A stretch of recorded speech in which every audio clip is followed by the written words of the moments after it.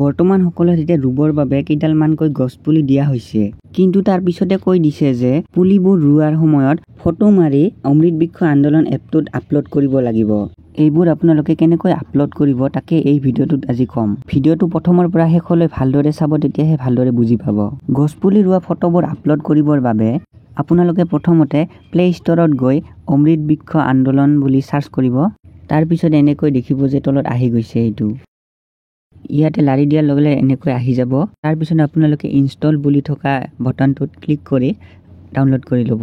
এই এপটো ডাউনলোড হোৱাৰ পিছতে আন এটা এপ ডাউনলোড কৰিব লাগিব। সেই এপটো হৈছে GPS মেপ কেমেৰা।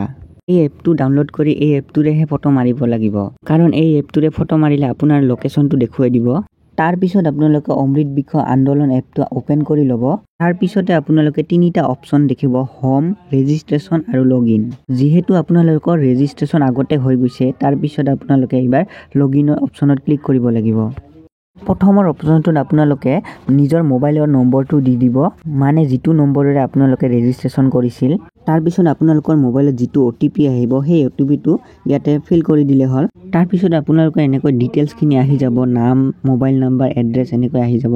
তাৰ পিছতে আপলোড ফটো ইয়াতে ক্লিক কৰি দিব। তাৰ পিছতে আপোনালোকৰ পৰা পাৰ্মিশ্যন বিচাৰিব। এই পাৰ্মিশ্যনটো অন কৰি দিয়াৰ পিছত তাৰ পিছতে আপোনালোকে দেখিবলৈ পাব চিলেক্ট প্লেন। ইয়াতে আপোনালোকক যি গছ পুলি দিছে তাতে ক্লিক কৰি দিব। তাৰ পিছতে আপোনালোকে ওপেন গেলাৰীত ক্লিক কৰি দিব। ওপেন গেলাৰীত ক্লিক কৰি আপোনালোকে যে GPS মেপ কেমেৰাৰে ফটোখন মাৰিছিল সেই ফটোখন ইয়াতে আপলোড কৰি দিলে হ'ল। যদিহে ভিডিঅ'টো চাই ভাল পালে তেতিয়াহ'লে লাইক এটা কৰি দিবলৈ নাপাহৰিব।